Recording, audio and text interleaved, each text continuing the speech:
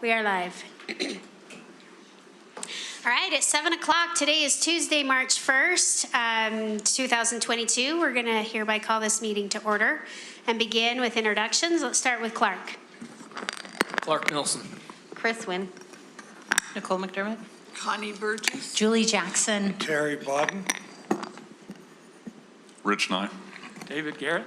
And Karen Winder. So thanks. It's so exciting to have, I can see kids in the hallway. It's exciting to have so many people in our boardroom today. And we also welcome those joining us online for the live stream. Next on the agenda, we're going to have a Pledge of Allegiance led by Mandy Chappell. She is an assistant, fabulous assistant vice principal, assistant principal at Valley Junior High.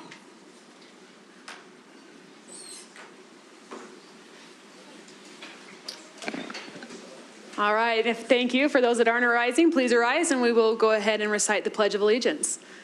I pledge allegiance to the flag of the United States of America and to the republic for which it stands, one nation, under God, indivisible, with liberty and justice for all.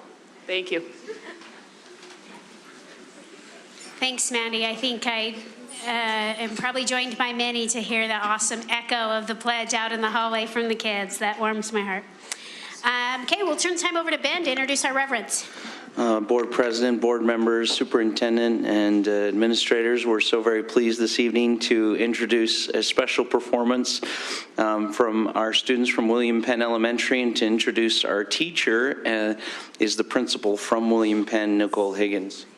As she comes up, I would invite you to come down so that they can prepare for their performance, please.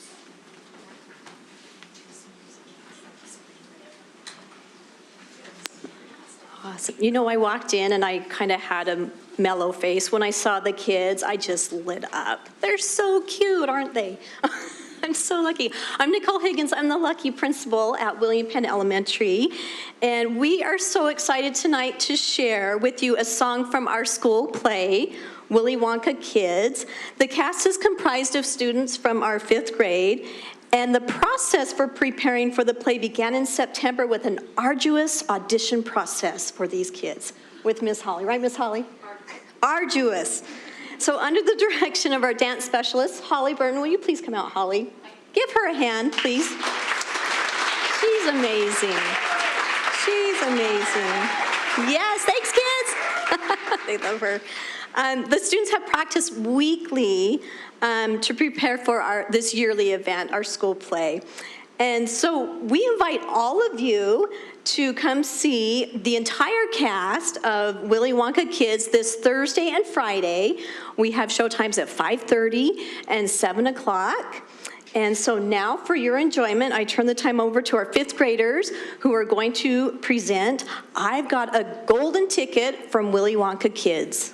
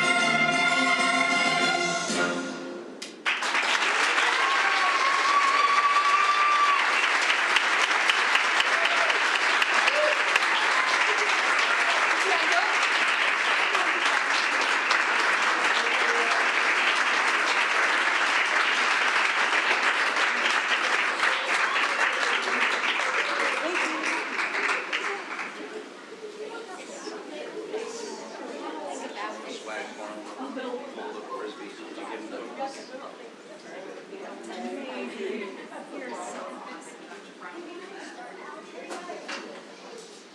I'll take it back.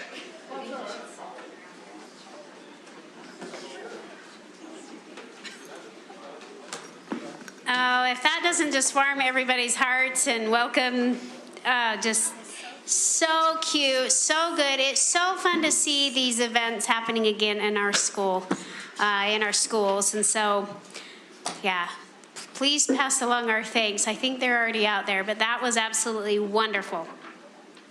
Great way to kick off our meeting tonight.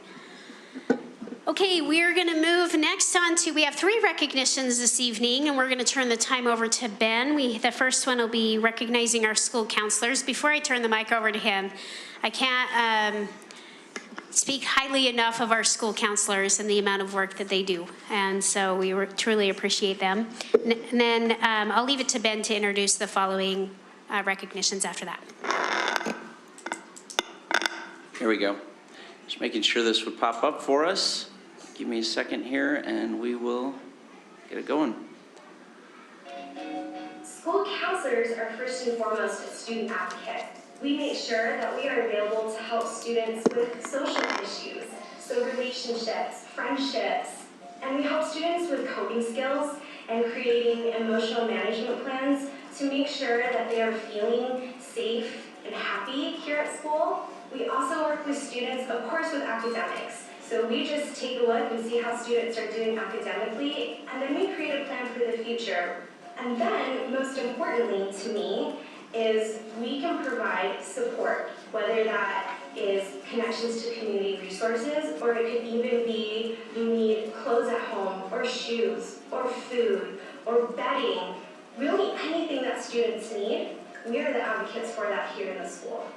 If parents are noticing a change in their child's demeanor, how they interact with friends, and not enjoying the same things that they once used to, you can turn to school counselors for additional supports. I think it would be interesting for most people to know that school counselors all have master's degrees and are highly trained educators.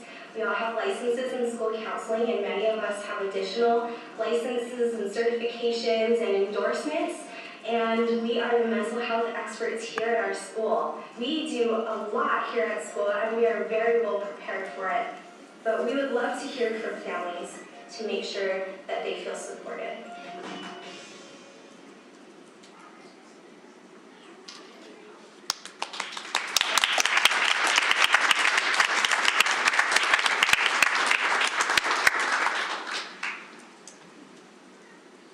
So again, we just wanted to express our appreciation. There was a lot of other activities surrounding School Counselor Appreciation Week, and we continue to celebrate the efforts that they make in our schools. Again, can we give our school counselors a round of applause?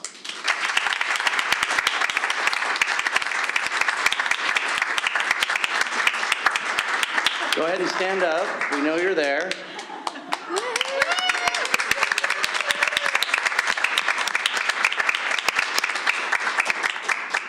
A small token of our appreciation, so thank you again. Could we have them introduce themselves just really fast, where they're from, what school they're from?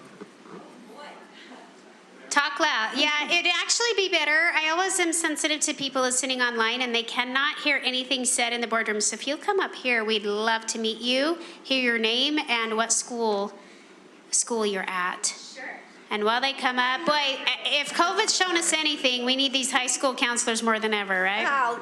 Love your shirts. Oh, thank you. You know, it's been a hard 3 years for all of us, and school counselors have a unique job in that we're not teachers, we're not administrators, but we advocate for students on the whole. And so to support mental health and academics and social emotional learning is a unique challenge, and we're so grateful for our roles in schools, and we certainly appreciate the recognition because our roles are different and needed, and we're here for students too. So my name is Stacy Wood. I am so proud to be a school counselor at Bonneville Junior High School and the president of Granite School Counselor Association, and also sit on the board of the Utah School Counselor Association.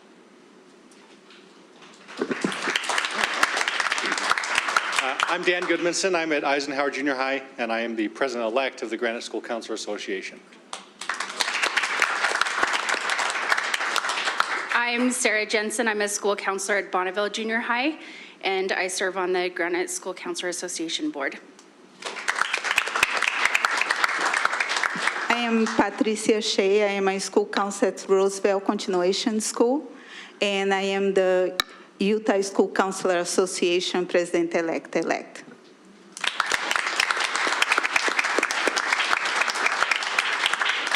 If you'll pass along our thanks to your colleagues as well, because it's important that I think as a board, we really want that to acknowledge how much we rely on you guys, especially during the last 3 years of the good work that you do. So if you'll pass that along to your colleagues, we would appreciate it. Thank you very much.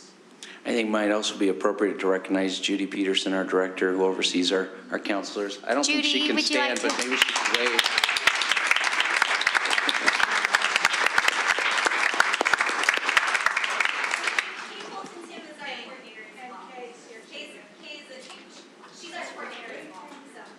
And also Kay.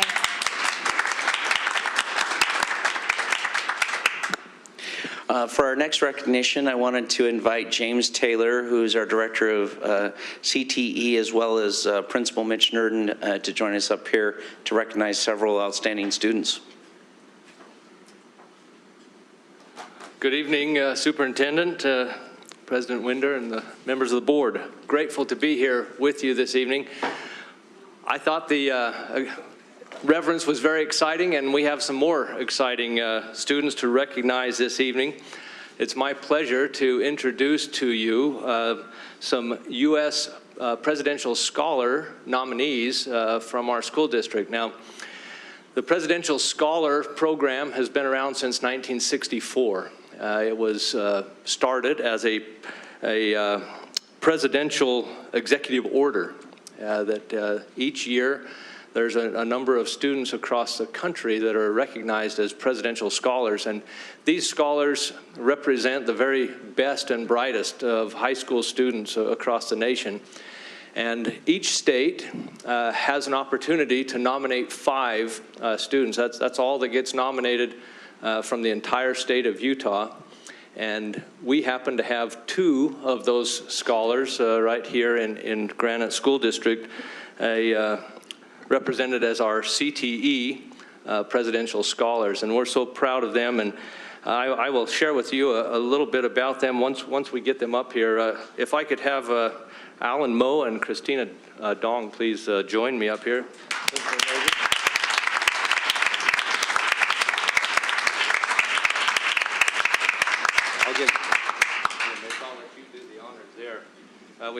We have certificates for these 2, but let me just share with you, they are too humble to let me share all of the details. So I won't share with you their GPA and their ACT scores and that kind of thing, but I will tell you that these students are as close to perfect as they come. I have here resume information, accomplishments like crazy. Let me just share a few of these with you just to give you a flavor for what we're talking about here. Again, GPA, unbelievable. ACT, unbelievable. Computer science, AP computer science, National Honor Society, I'm talking about Alan Moe here, National Honor Society, Varsity Skylines Swim Team, Track and Field, Philharmonic Orchestra, Robotics Club, Media Representative, Orchestra Concert Master, GTI Ambassador.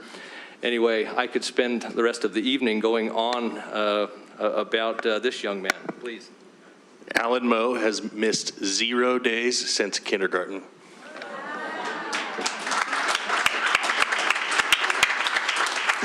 Alan, I might need to take you fishing once in a while, okay? So, Alan's career ambition is to use computer science to improve lives in both health science and space exploration. So that's Alan Moe. Let me just share with you a few things regarding Christina. About FBLA president, state FBLA executive vice president, senior class vice president, foreign in debate, foreign extemporaneous captain, DECA publicity officer, student council advisory board, Chinese Club founder and president, the Art Club co-founder and officer, and anyway, the list goes on and on. I'm not sure when these guys find time to sleep, but we're just so proud of them and felt like it was very appropriate to have them recognized by the board here this evening. So let's give a big round of applause to these two.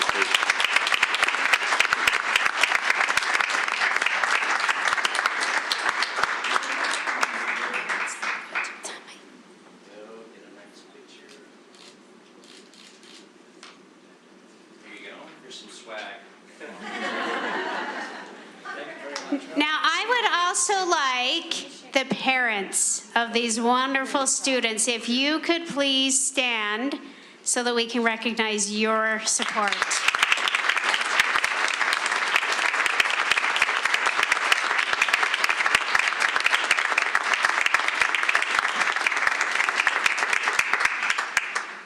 Thank you so much, you guys, for not only representing Skyline, but our entire district. To have 2 of the 5 statewide is quite an accomplishment. So, thank you. President Winder, board, we have one more recognition tonight, and I'd like to recognize our Career and Technical Education Administrator of the Year for the 21-22 year, and it's James Taylor. Let me tell you a little bit about James. I'm going to embarrass him. James started in a CTE classroom where he had to go in mid-year and do some cleanup. He did very well. Since then, he's fulfilled roles such as assistant principal at the junior high school and high school level. In 2005, he became the first principal of the GTI, and they had 800 students there, and while he was principal, he grew the program to over 3,800 students. He's built a strong reputation for the GTI with our industry partners where, essential, where partners are essential and innovation is paramount. James's impact as a visionary leader is prominent in his current role as the CTE director in Granite School District. He's truly a leader who cares about those he works with and the students that they teach, and James believes it's easy to coast, but that's just not what we do, and always looks for improvements and future trends. So I'd like to recognize Utah's Administrator of the Year, James Taylor.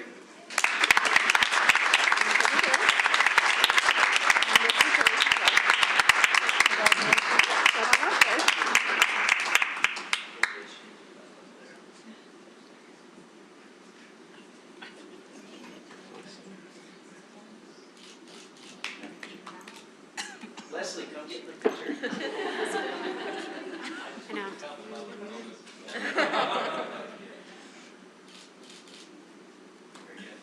All right, and I'd like to also recognize James' wife here, Amy, if you'll stand up so we can give you a round of applause.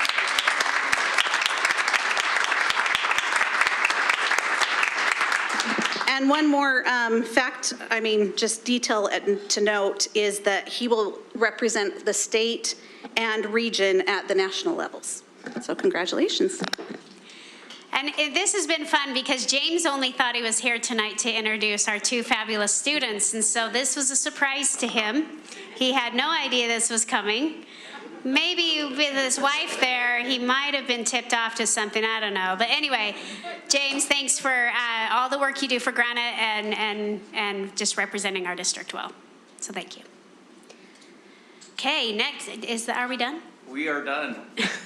We can just go. Not done like meeting that section. Okay, our recognitions are done. We're gonna move on. I do not see any elected officials. Sometimes Mayor Overson from Taylorsville's here. All right, so we will move on to patron participation time. We have 2 that have signed up. We'll start with Vicki Belknap. Vicki is a fabulous teacher at Olympus High. Vicki, where are you? Oh. She still is a fabulous teacher at Olympus High. She's just not with us this evening. Okay, we'll move on to Amanda Merrill then. Amanda, are you here? There you are. All right. Amanda is from the Granite Clean Energy team. So if you'll tell us your name and your address for our records, and then you'll have your 3 to 5 minutes. Thank you. My name's Amanda Merrill. My address is 207 Rebecca Ann Circle. Members of the board, my name's Amanda Merrill, and I'm a senior at Taylorsville High. I have addressed you before about the campaign to transition Granite School District to 100% renewable electricity by 2030 and 100% renewable energy in all sectors by 2040. Whether it's a resolution or a revised clean energy policy, we are asking for a formal commitment to 100% clean energy that paves path for healthier communities, specifically students who are disproportionately impacted by dirty air and who stand to benefit the most from clean energy solutions. In January, my team and I were able to meet with Don Adams and Ben Horsley to discuss the financial pathways we have suggested. Today, I would like to elaborate on these pathways. First of all, I would like to thank you for your interest in applying in $5 billion of funding available through the EPA Clean School Bus Program through the Bipartisan Infrastructure Bill. I would like to highlight more opportunities for the federal grants through this bill.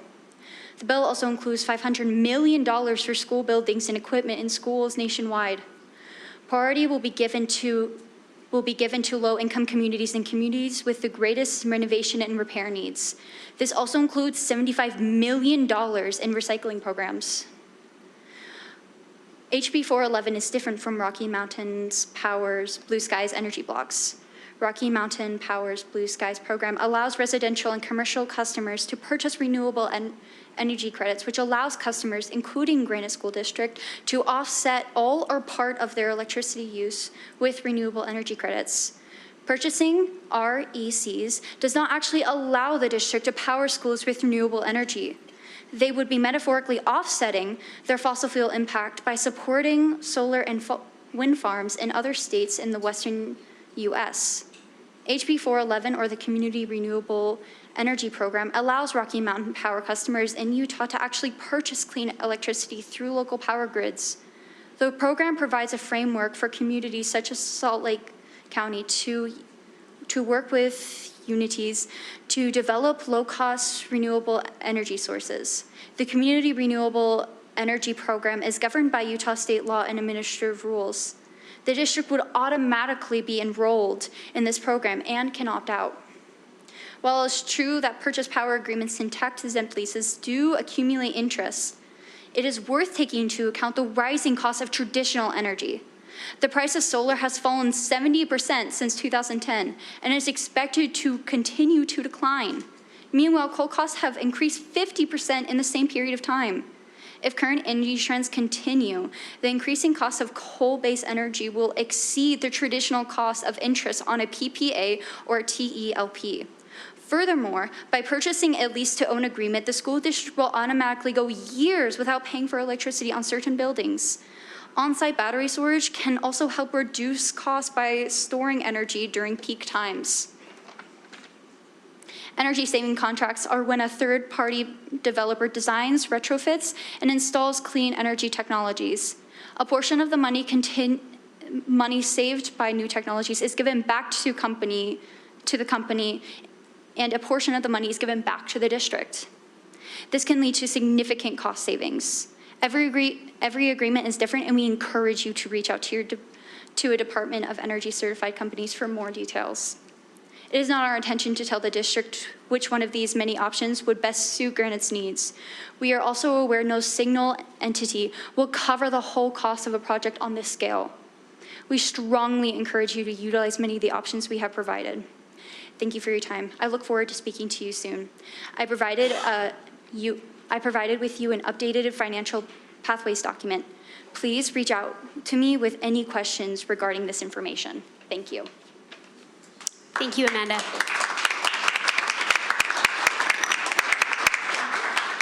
I'd like to thank Ms. Merrill and the Clean Energy team. Yeah, we'll certainly take those, and appreciate you taking time also to meet with our staff, right, as we explore these options. Appreciate the board in our policy and looking at what is that ongoing commitment to identifying clean and renewable energy sources. And as we continue to go down this road, identifying those partnerships that will help make this financially feasible, as whether it's the grants or other revenue sources, as we continue to look at that, and appreciate our collective commitment in that shared value of building up, sustaining in the long term what clean energy and renewable sources look like for use in our district. So thank you. All right, that closes our citizen participation time. We'll move on to the next agenda item, which is consent items. Board members have had, when our agenda comes, it's actually over 100 pages long each month. So we've had since last Thursday to be able to thoroughly review this. And with that, I will entertain a motion. Motion that we accept the consent agenda. I'll second. We have a motion and a second. Any questions or concerns, board? All in favor, say aye. Aye. Any opposed? Motion carries unanimously. With that, we have a lot of people in the room. We need to introduce some administrative appointments. Rich? Nope. Are you wanting to say something? Getting ready. We're excited for these administrative appointments. It's that time of year where we take a look at different staffing adjustments, and looking forward to the leadership and influence that these individuals continue to provide in our district, and looking forward to the growth opportunity that they're seeking to grow within our district. So. All right. So the administrative appointments the board just approved. We're going to invite Patrick Flanagan to come up first, and he's going to introduce two appointments to the associate director's position. So we'll wait for him to come up. And then Noel, you're on deck. So you know, you're next.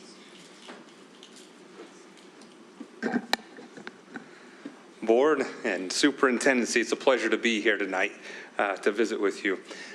We do have two of our wonderful associate directors who are retiring at the end of this year. This is an opportunity for us, though, in the Human Resources Department to not only thank some dynamite administrators, but now to welcome a couple more into our HR family. I'd like to begin with Brenda Burns. If Brenda would come on up. Yeah.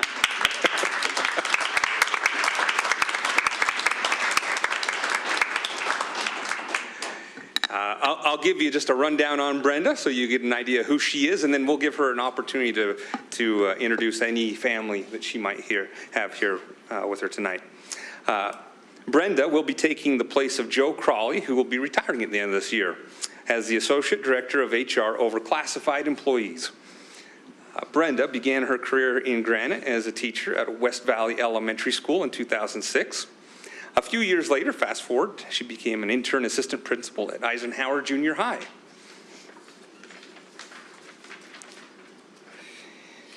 After some time there at Eisenhower, she was the assistant principal at Cypress High School from 2015 to 2017. And finally, since 2017, she's been the principal at Woodstock Elementary, much beloved in her community. We are so happy and excited to have her join Human Resources. Let's give her a big round of applause.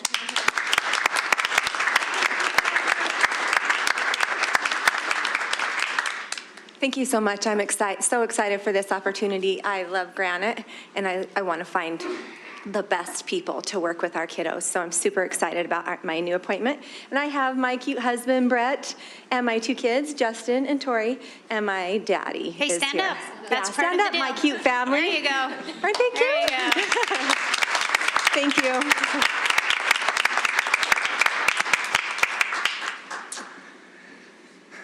As many of you know, Doug Wagstaff, who is a legend in his own right, who will be retiring at the end of this year.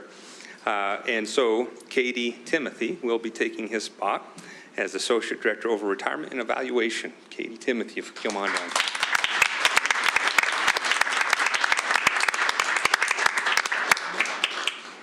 Cte Timothy began teaching in the Granite School District in 2007 out at William Penn Elementary School. Fast forward a couple years, she became assistant principal in 2016 and had a chance to serve at West Valley Elementary and Taylorsville Elementary. Since 2018, she's been the principal at West Kearns Elementary and has accomplished a lot of wonderful things and is very well loved there in that community. Cte Timothy, congratulations.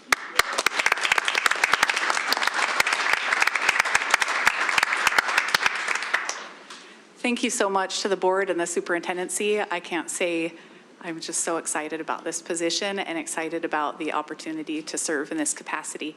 I have brought with me my family tonight. If you'll stand as she lists, as she points you out, there you go. My husband, Jason, my children, Aspen, Asher, Layla, and Lennon, my mother-in-law, Karen Timothy, and my sister-in-law, Chelsea Timothy. Thank you. Awesome. Thank you for being here.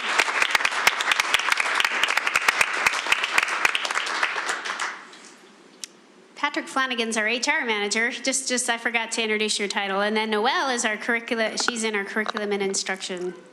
I don't remember your title. Department, that's there right. You go. Curriculum and Okay. Instruction Director. Thank you. I'm very excited to introduce our next appointment.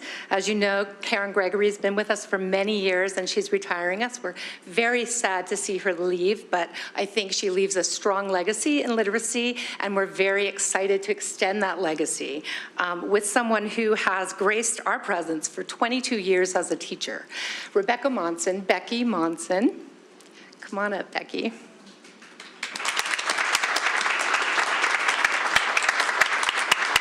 As I said, has been a teacher in our school districts for 22 years. She taught first through third grade at Hunter Elementary, Taylorsville Elementary, Elk Run Elementary, and Lincoln Elementary.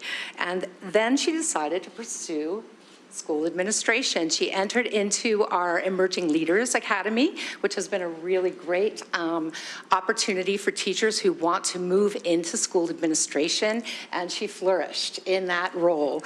And then she worked as a intern at Morningside and David Gorley, two very different experiences, which they like to do in the Leader Academy, and then appointed to Thomas W. Backus Elementary, where she's been for 5 years and has done amazing things. So I am just thrilled to have Becky on our team. We're excited to move forward with her, and I'll let her speak for herself. Thank you. I really am so excited. In my interviews, I had indicated that, especially with this letters training, in all of my experience, I've never seen the state make a commitment to something like they have, and I'm just really excited to be able to be a part of it and make sure that we make the most of that opportunity. So I know there's other parts of it, of the job, but I'm really excited about that one. So, and I just have my husband with me, Bruce. So, thank you.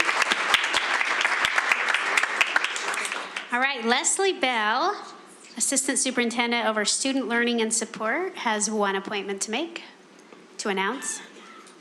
All right, I'm excited tonight with the retirement of Janice Wayman, who's been with us for many years. We'd like to express our appreciation to her, but I'm really excited to announce tonight the principal of Hart Vixen, Felicia Wood. So you want to stand up, Felicia?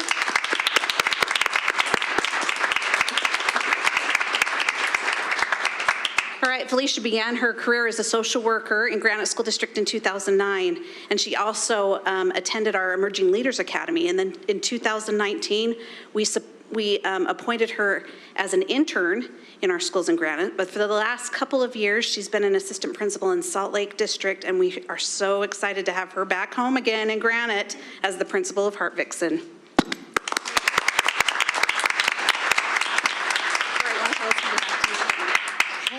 I am so thrilled to be back at Granite. I love Granite, and it's been my home for a long time, so I'm so glad to be back. I'm losing my voice, so I hope you guys can hear me. But I'm also really excited to work with those amazing kiddos at Hart Vixen. I have so many fun ideas, so I'm so excited to do that. Although I know it'll be big shoes to step into with Janice, but thank you so much. Oh, my family, yeah. That whole row back there, I have my son, Dean, my daughter-in-law, Alicia. Stand up, please. Who was Teacher of the Year a while back at Cypress. I'm gonna brag. And then my daughter, Lisette and Alyssa, and my husband, Jeff, and then my friend, Chris. So, yeah. Awesome.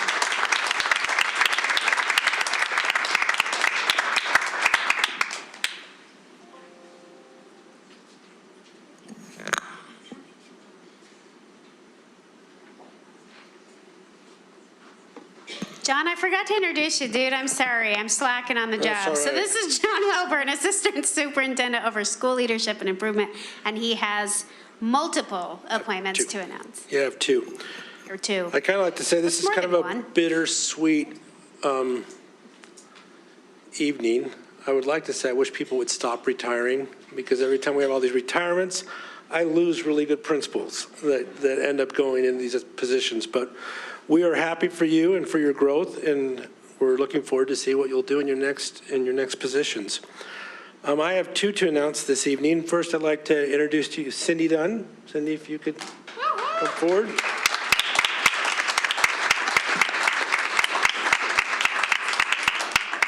Cindy is currently the principal at South Kearns Elementary. She has also been the principal at Calvin Smith Elementary and an assistant principal at Thomas Jefferson Junior High. Cindy has also worked in our district as an elementary library media specialist. She will be the new Associate Director for Talent Development and will work with Dr. Bill Kenley. She is replacing Paulette McMillan, who is retiring at the end of the year. So Cindy?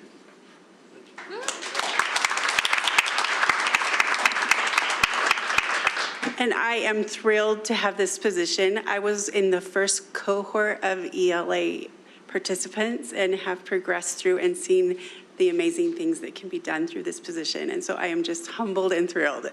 And my husband, Sean, is here with me tonight. Thank you. Thanks, Cindy. All right, our next person that will be receiving a promotion is Rich Nielsen. Rich, if you'll come on up. Rich is currently the principal.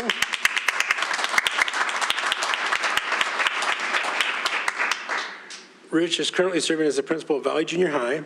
Rich has also worked for Iron County School District as the Director of Secondary Education. And he also served as principal at Canyon View High School down there in Cedar City.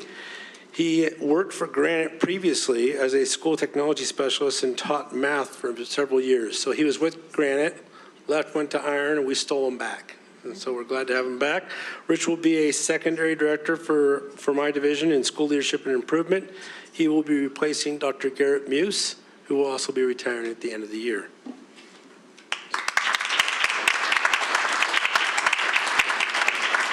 Thanks, John, Board, Superintendent. I appreciate the opportunity to be able to work with principals again. It's fun to come full circle, both career-wise and in leaving Granite and coming home, and also to be able to work with principals in the capacity that I did before. So I'm grateful for that opportunity. Appreciate the support that I'm receiving. My family, I have a couple of kids online. At least that's what they told me. Hard to verify. But then I also brought my wife, Vicki, and you're supposed to stand, you know, the drill. Thank you. And my partner at Valley, Mandy Chappell, who happens to do a fine job leading the Pledge of Allegiance. So thank you. Thanks. All right, boy, I have to tell you, March and April's board meeting, when board members come in, it's with mixed feelings because we have a board that is in our schools a lot and we get to know these principals. And I have two of my great principals in the schools that I visit in my precinct that are moving on beyond those schools. So I'm not sure if I'm happy or sad because I'm happy for their advancement and I am super sad to lose them in the schools they are in at Valley Junior High and West Kearns Elementary. So, yeah, it's with mixed emotions. And then this starts the ripple effect. And so next month, you're going to see a lot more admin appointments come in to fill all of their shoes.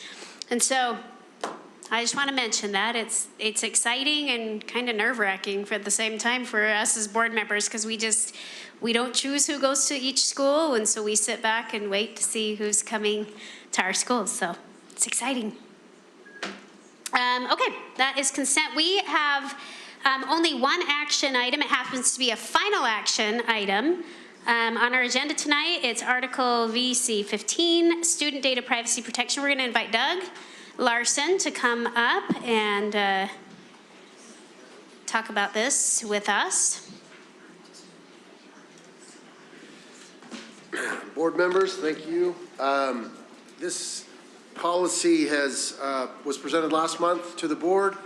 It was also presented, there's a requirement for student data privacy protection policies to be vetted by parents.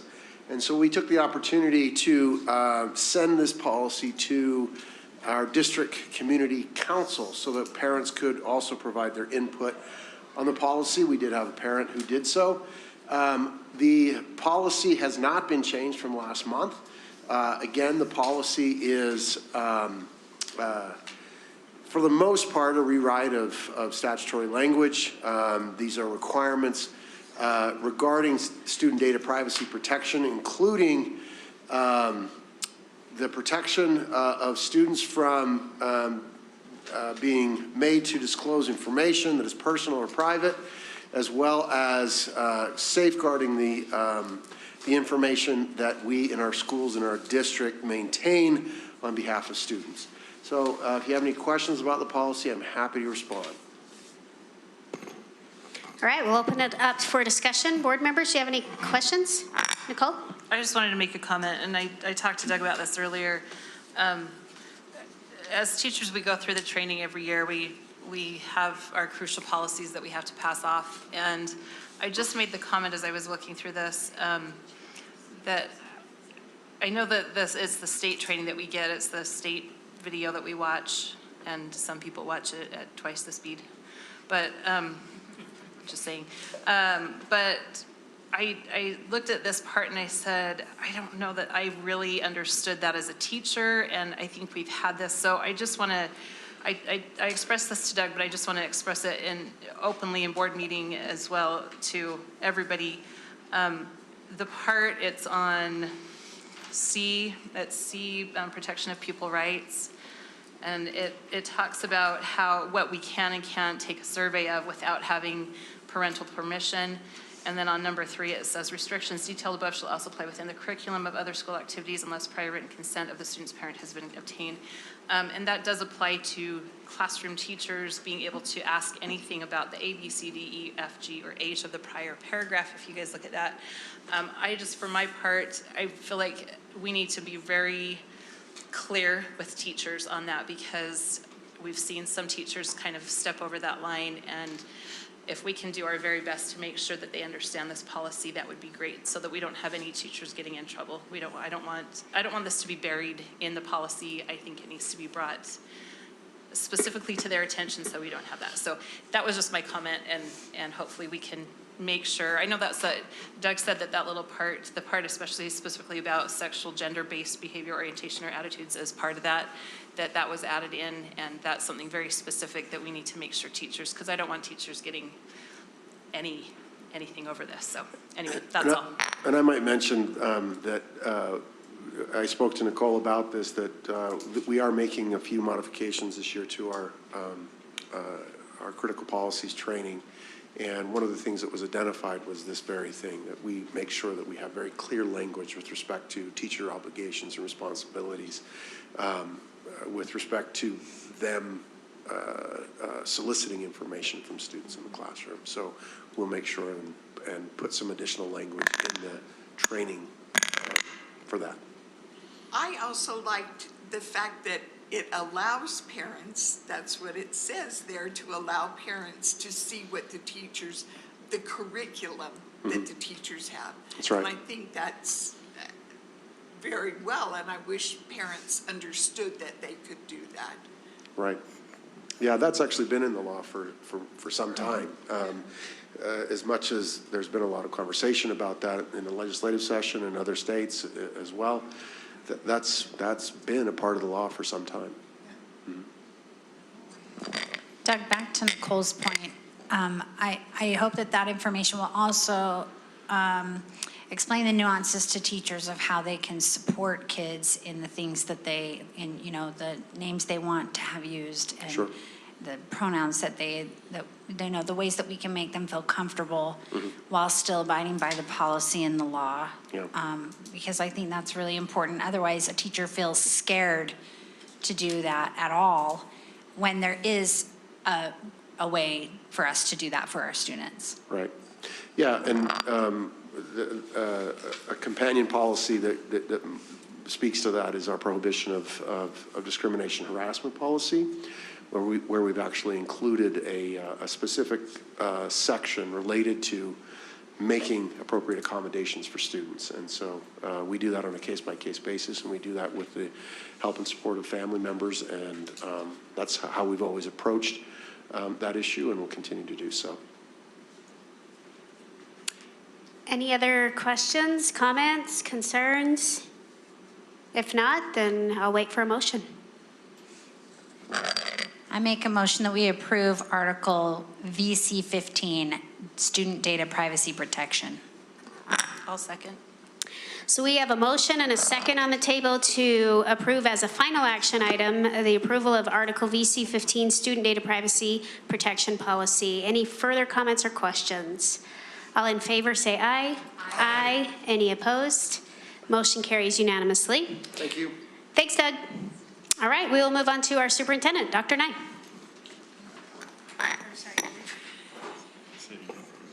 Superintendent report, let me clarify. Dr. Nye, there you go.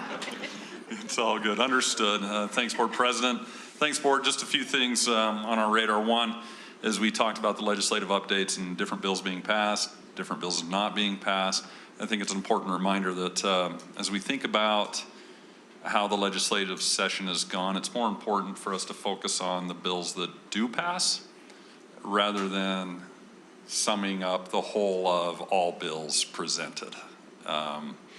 As we know, any of our elected officials in that space can put together a bill and put it forward for consideration, and some of those bills we really, really like, and others we really don't. But that's part of the process. And so we in the last few days that are remaining of the session, we'll watch it closely, as mentioned previously, but it's just an important reminder that as we work with our legislative partners, we consider, as the session has unfolded, what actually ends up being passed. Understanding, though, the journey is definitely informed sometimes how we feel about how the legislative session has gone generally, and those are valid as well. But we'll continue on working with our lawmakers to provide the best possible outcomes for our students and our staff and our families as it relates to public education. So I'll provide some emails and some updates. Ben will as well as things unfold in the next few days. And as we see what those funding allocations are, we'll begin building our budget for the next year, and we'll bring that, of course, to the board and the public in the near future as well. Once we have a firm grasp on where those numbers above the line, below the line, and everywhere in between start falling out. So we'll bring that up.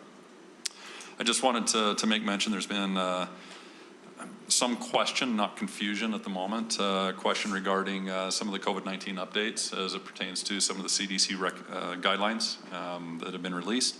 Met with county health officials this morning and just got a little bit more guidance for what that means in our public schools. A lot of the COVID-19 guidelines will remain in effect as they are, meaning quarantine. If someone has symptoms, they get tested, they're positive. Those quarantine and isolation guidelines are still very much in effect. In part of a presentation, as our health department has defined for us, we're in medium transmission. And that means a few different things, but it's based on a few different data points.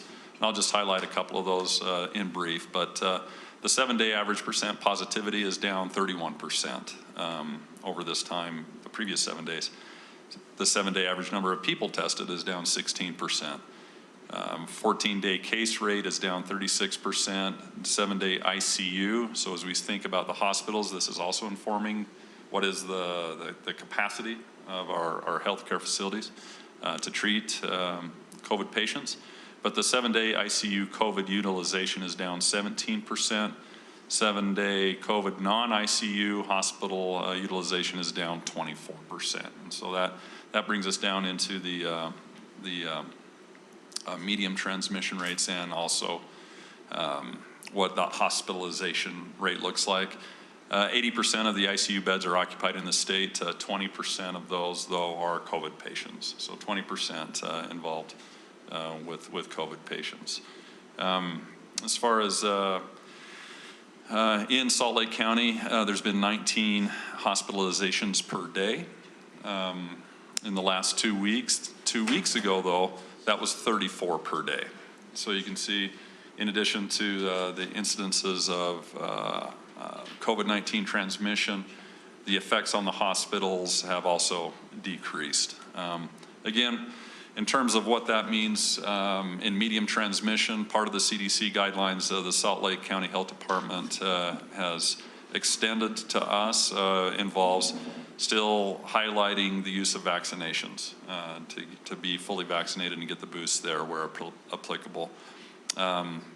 There has been a modification in the guidance we've received on masks. As the board knows, as the public knows, this board and administration has taken to align ourselves with the county health department's recommendations. And right now, as has been the case, we call for civility and equanimity among all patrons and citizens in respecting the use of masks in our schools.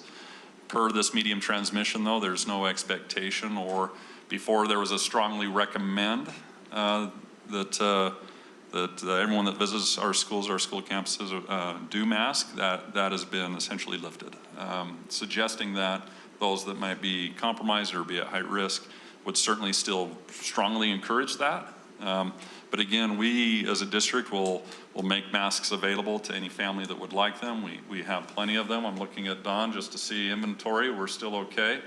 And that includes KN95 masks, not to put Dunn on the spot, but we'll certainly make them available, and for anyone that wants to wear them, we'll support, obviously, anyone in that effort. And then, like we have, when our schools are welcoming places, if others choose not to, then of course we're going to welcome them just the same. And we call upon, again, everyone to respect what has become something of a divisive issue over the last couple of years. But that is where we're at today. It should be noted that if there's a different variant, conditions change, hospitalization utilization rates or transmission or a new variant that has some different outcome, then obviously we're going to continue to work with our health department in navigating any of those changes that are to come. One thing's consistent over the last couple of years is this whole thing has been very fluid and inconsistent in terms of what and the course that it's ran. But again, that's where we're at today. Again, as conditions change, I'll report back otherwise. Last thing, in my site visits, it's primarily around what does that continual improvement plan look like for schools this year. And the general theme really among our administrators, I'm visiting with them or I'm visiting classrooms, is that continual improvement plan identified what the priorities were at the beginning of the year and has served something of a North Star in guiding, given the changing conditions, issues of staffing shortages, but a North Star that is aligned to priorities. Priorities that were identified, that were in the best interests of the school and the needs of the students and the staff. And as one educator pointed out to me, when COVID came, the world essentially turned upside down. And our responsibility, and I am paraphrasing what this educator told me, but our responsibility became a big part in putting it back together for our students and what those educational responsibilities would look like. And that's why it's so exhausting. And so there's general commitment, continued commitment among our educators. And when I say educators, I'm talking about anyone that works for the Granite School District and provides services for students, which is all of us. But as educators, there's that general commitment saying, yep, we're exhausted, this is hard work, and we're here because we understand why we went into education generally, and that's to meet the needs of students. That has changed, and in terms of how we meet the needs of students, because they are varied, and it is different now than it was pre-pandemic. But I'm very proud of what I'm seeing in our schools, that level of commitment, and that we're maintaining our priorities in delivering the most effective and the best educational experience for our students that we possibly can. And there's opportunities to improve in those areas, of course, but at the same time, we are committed to that. We have the mindset that despite some of the challenges that we have, that we're still going to do our very best by our students and with our staff that are responsible for meeting the needs of our students. So unless there are any questions or comments, Board President, that concludes my report. Thank you. Who wants to start, Terry or Clark? Go ahead, Clark. I'll start and set the expectation. How's that? Ooh, I like it. Okay, Clark, we're going to do board reports. It's nearly 8 o'clock, and I know we're going to end at 8. I'll second that motion.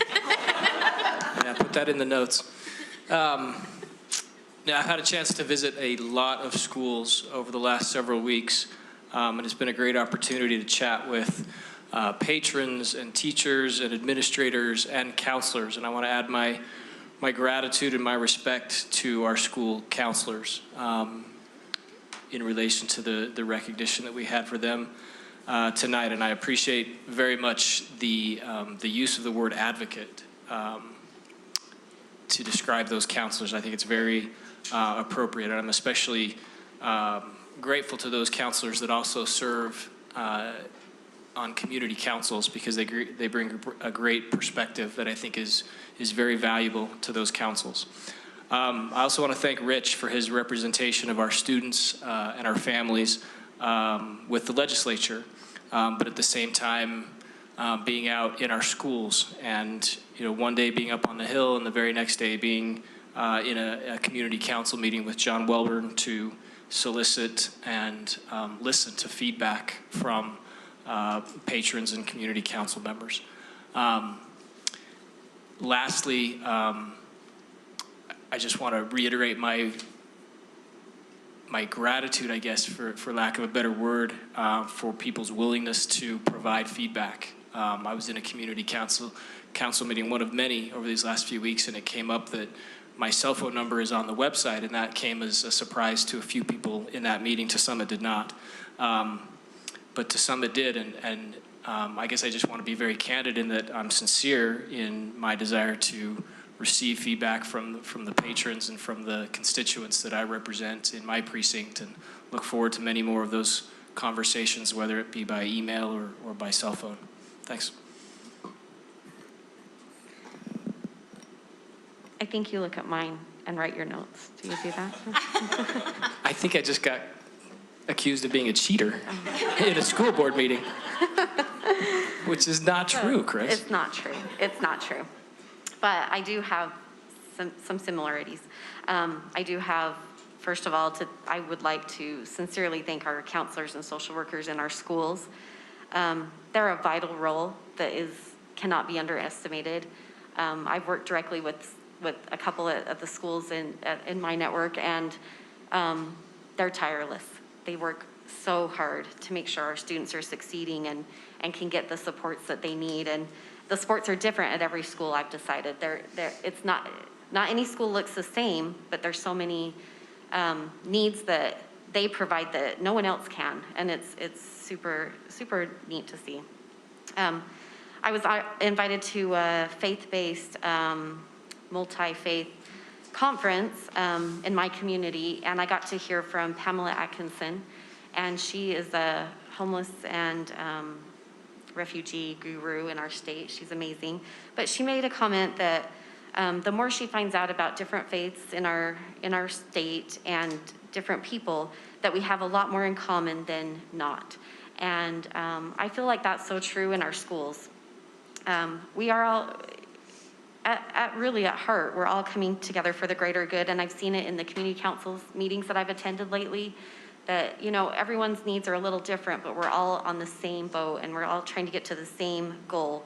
And I just appreciate all those serving on community councils and PTAs. I attended a council PTA meeting where they're just working together to really make our community stronger, and I just appreciate that so much. I really had my eyes open at GLC. The superintendents in our state are amazing, and the other school board members are just their insights are so valuable to us. And I learned a lot from them, so I really appreciated being able to go to those GLC meetings. And I just look forward to continuing to thank our teachers for their tireless efforts day after day, and our principals for helping our schools just become the best they can. So, thank you.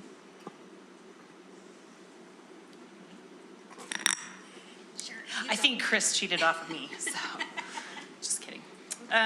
So I was able to go to some of the winter shows that happened around. I didn't quite get to all of them because we had illness come to our house, but it was really fun to go see Hunter, Cottonwood, and Kearns.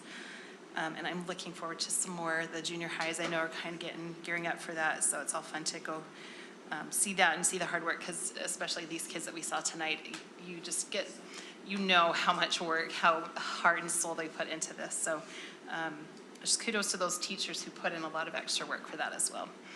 I just wanted to share with you guys, there was a great man that worked for Granite District for a long time, and he passed away just a little while ago. His name was Ellis C. Worthen, and he actually taught concert and jazz band at Granger High School for a little while, and then at 2 elementary schools. He taught music at the elementary schools, but in 1975, so it was officially longer than I was alive, he became the fine arts and music supervisor for Granite School District. And I just wanted to share with you, it just touched my heart.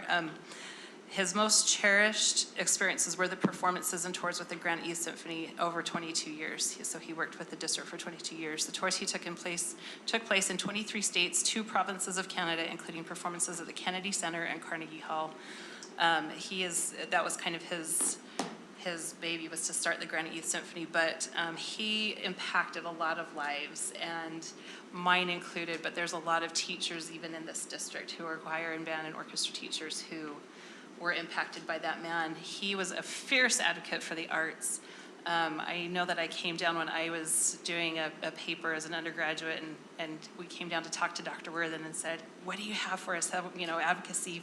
And he just pulled out all these articles and things that were just about how arts education, how impactful it can be in a kid's education and in schools, and in promoting literacy and numeracy, and just how important arts are to education. So he served here for 22 years in that position, and just was an amazing man. And I talked to somebody who knew him well. He lived up in the Skyline area, and the person who knows him, he went into his house, and he said that his wall was covered. I mean, he had some family pictures, but they were just pictures from these Granite Youth trips that he took with the district orchestra. That was where his heart was just with music and with this district, and he served for a long time. So I just wanted to let you guys know that of his passing, and just the impact that he made on a lot of people around the state. I wanted to give a shout out also to both Ben and Dr. Nye about what representation they give at the legislature. It was fun. I got to spend just a little bit of time up on the Hill with Terry at USBA Day on the Hill. We got to hear the Lieutenant Governor speak, and then I ran back up there to see the Rules Committee, a bill presented to them, and I love that process, and I love being part of it, and I love seeing it, and just appreciate those people who really are advocating for education and who are really making their voice heard and helping us to be represented, because I feel like we really need to have that positive outlook up on the Hill, and let these people know really what great things are happening and how we can even make it better. So thank you for doing that. I want to thank Ben and the communication department for our parent university that was held at Olympus Junior High.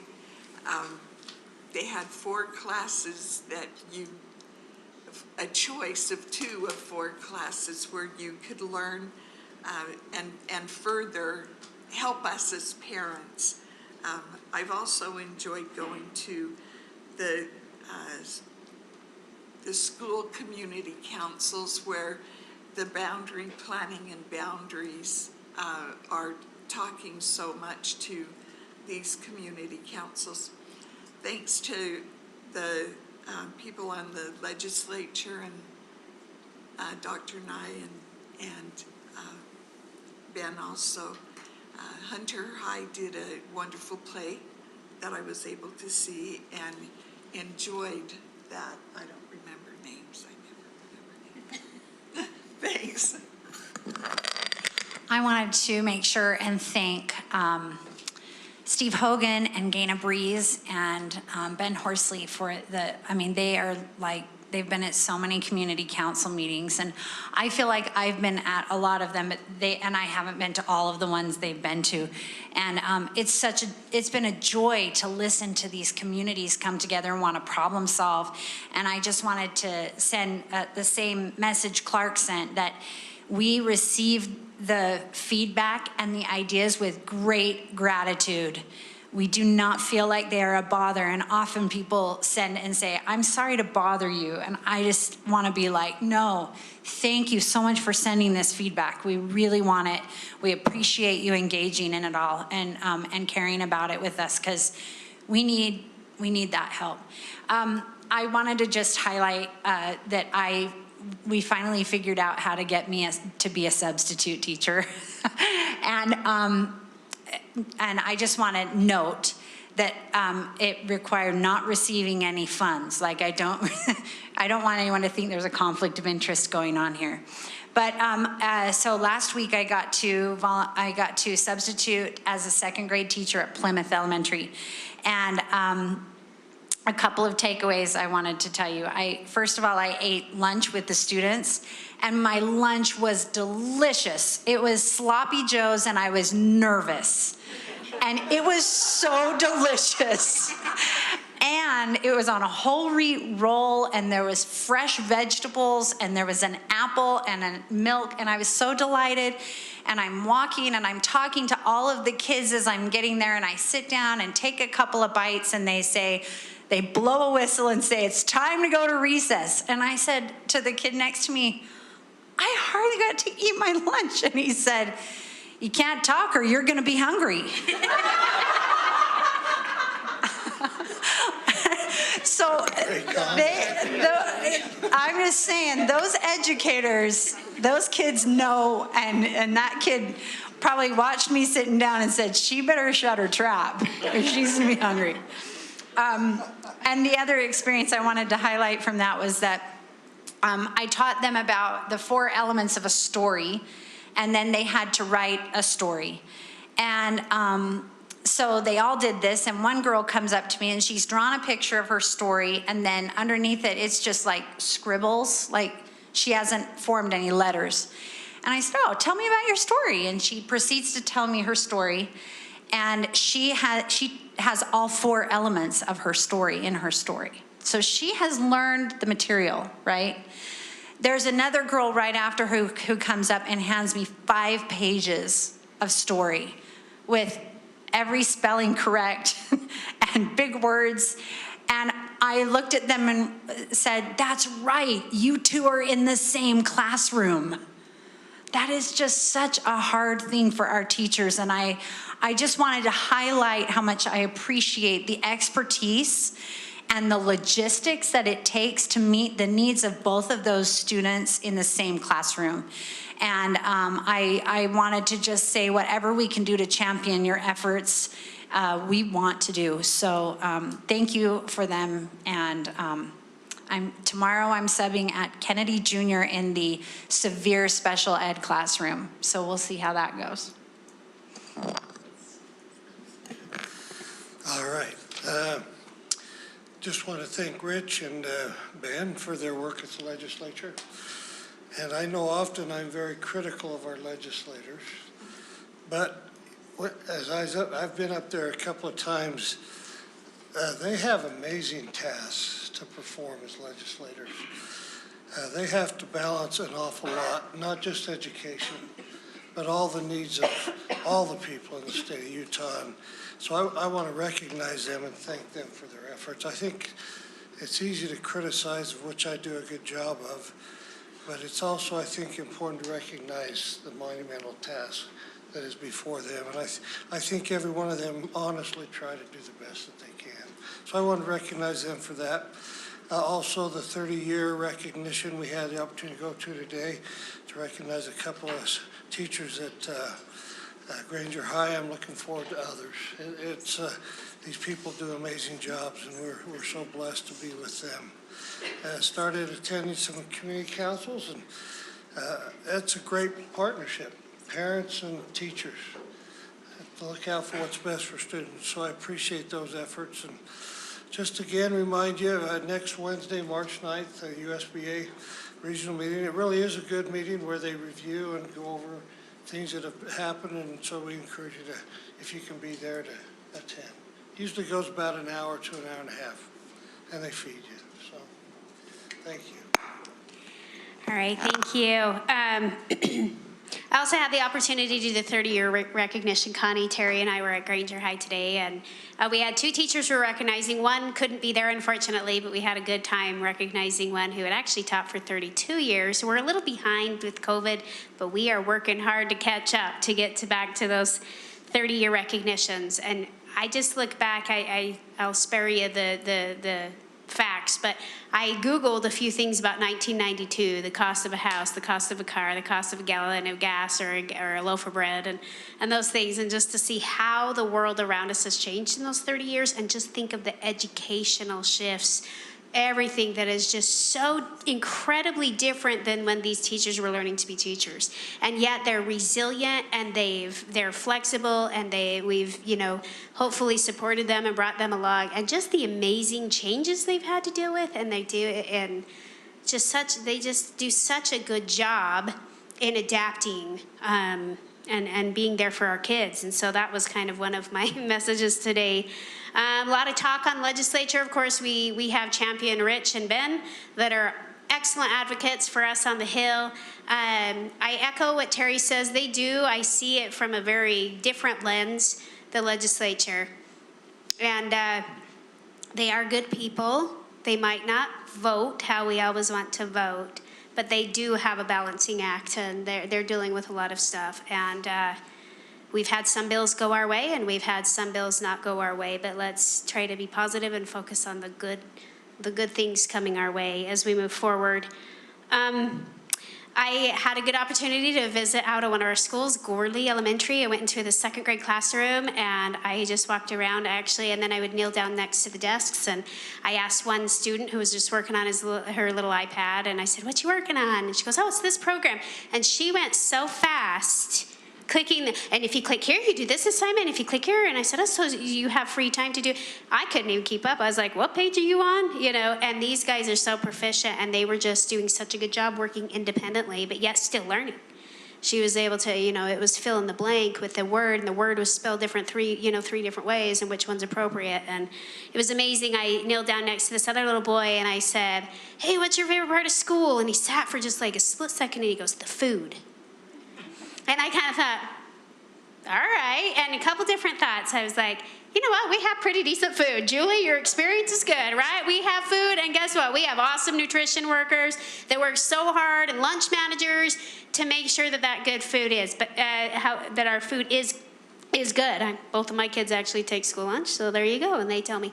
But then another thought creeped into my mind, that food is his favorite thing about school, which could tell, it was just a little bit of a reminder to me, some of the humble circumstances that he was excited to come to school because he knew that there would be 2 meals there, breakfast and lunch. And so while I was very excited, he liked the food. It kind of warmed my heart, and then it broke my heart at the same time. And so we do need to be aware of our kids and make sure that those supports like food and other things, that when they're needed, that they are there for them. I've also had the opportunity to be in multiple schools, visiting community council, PTA meetings, and our parent volunteers are just awesome in the capacity that they serve. Community councils, I've been in some where the principals are absolutely rock stars. They present the data, they open up the discussion, and then that community council literally can direct where those land trust funds are going to go. I was at Kearns Junior, and we had a really lengthy conversation on what it means to be a Granite graduate. We asked the parents, and academics is very much a part of that, but it steered more into grit, resilience, self-reliance, those kinds of things that we want to ensure that when kids leave us as a Granite graduate, that those skills, the soft skills, the social skills are there as well. On Valentine's Day, some of us, nobody mentioned it, but some of us woke up at like 4:30 in the morning and went over to serve pancakes to our bus drivers. It was awesome. I was tired. I'm like, oh my gosh, they do this every day. I have a whole new respect. But it was so fun to be able to see them come in and just to say Happy Valentine's Day, and here's some pancakes, and the sausage is in the other room, and thank you for being here. Do you like being a bus driver? And let me tell you, they all know each other, they love each other, and we love them. And there is just such a good feeling in our transportation center. and it's because they're appreciated, and we do love them. So it was a great time. And I think Connie, Terry, and Chris, yes, thanks, Chris. We're there, and we had a good time. As board leadership, Nicole and I, as much as possible, we go out and meet with our different municipalities. We have, Ben, is it 8 different cities and towns that 7.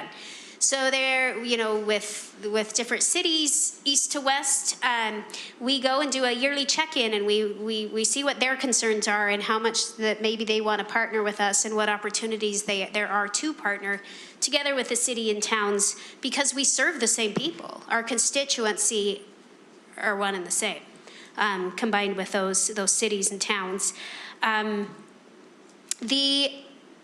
I had an opportunity to speak at the induction ceremony at Granger High's National Honor Society. And they just asked me to speak on whatever I wanted.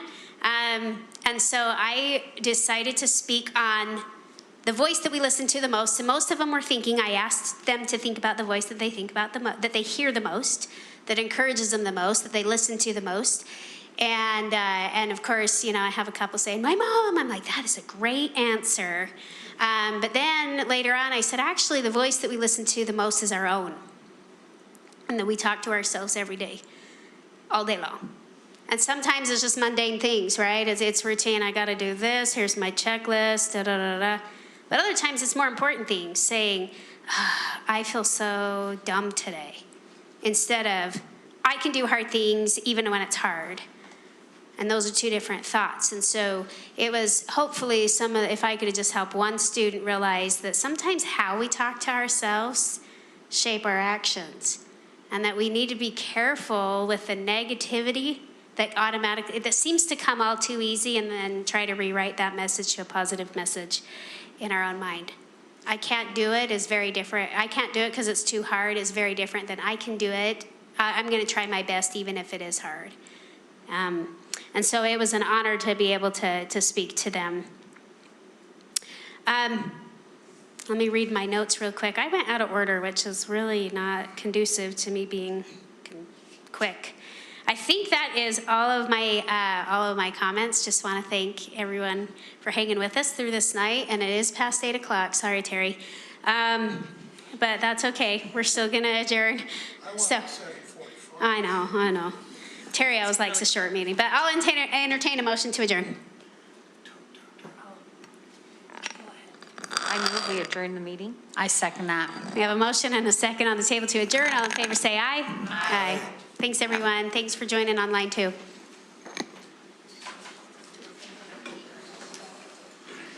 Thank you.